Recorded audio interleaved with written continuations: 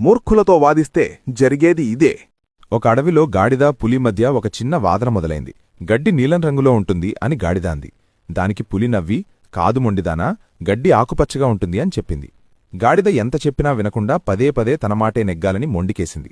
వాదన ముదరడంతో ఇద్దరూ అడవిరాజైన సింహం దగ్గరకు తీర్పుకోసం వెళ్లారు.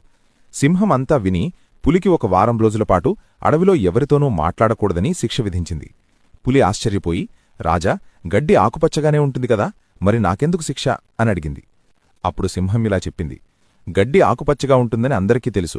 నీకు శిక్ష పడింది గడ్డి రంగు గురించి కాదు. ఒక తెలివైన పులివయ్యుండి ఏమాత్రం అర్థం చేసుకోలేని ముండి గాడిదతో వాదన పెట్టుకుని నీ సమయాన్ని మనశ్శాంతిని కోల్పోయినందుకు.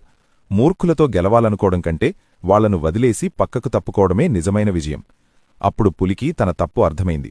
నీతి: పంతానికి పోయే మూర్ఖులతో వాదన పెట్టుకుంటే మన ప్రశాంతత దూరమవుతుంది. అలాంటి వారి